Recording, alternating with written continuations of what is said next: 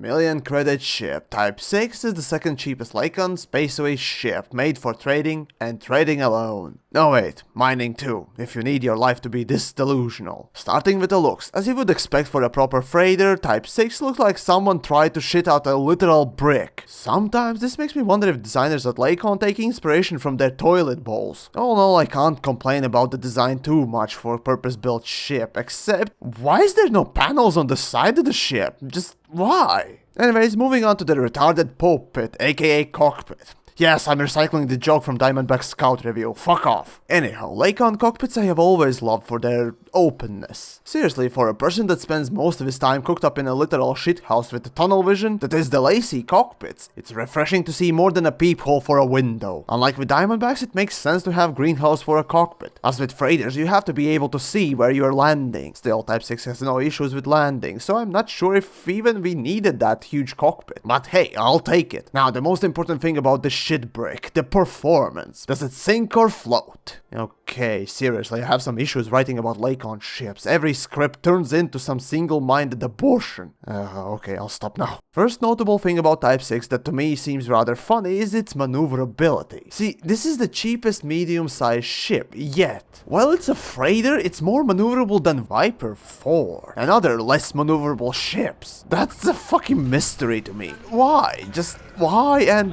how? Weirdly, Type 6 puts Viper 4 to shame in this regard. And that's just funny. Like having a fat kid beat everyone in athletics. Anyways, another surprising thing about Type 6 is that 33 light-year jump range. Yes, it can jump further than the Combat Explorer Diamondback Scout. And in fact, it's near the top in jump ranges of all ships. But it's a trader ship.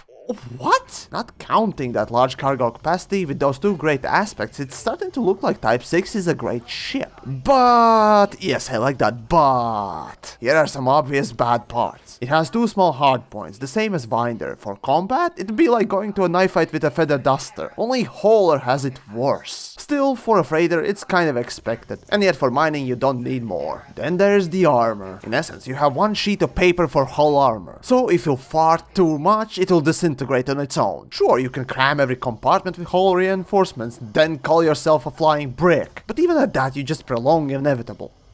Did anyone say ramming speed? Oh, and speed-wise, though it can somehow propel itself forward with decent speed, it makes me question Lakon a lot. Why did you bother putting in such great thrusters, at least for turning? And even with that, you still won't escape any dedicated pirate. Speaking of escape, at times you will get fucked, even by AI ships. So I don't know if Type 6 is the best for trading, but certainly it has a potential and actually it's pretty good at it, as you would expect from a purpose-built ship. Fuck my performance. Oh, and boost sound, well, nothing too outstanding, it's still pretty good. As for A-grading Type 6, 10 mil will be needed, but for a trader you won't ever need to do that. So realistically speaking, you'll need FSD and cargo space, and maybe thrusters if you want to feel fancy. And that will pretty much cost about 3 mil together. Still, at the end I must admit, I'm a fucking idiot. Yes, in my original top 5 worst ship list, I mentioned that Type XX ships are horrible. As it turns out, Type 6 as a real freighter puts to shame both combat and explorer ships in few regards. And that alone is praiseworthy. Still, that does not automatically make every Type XX ships good. Just Type 6 for now. So, in a phrase, Type 6 is a flying brick.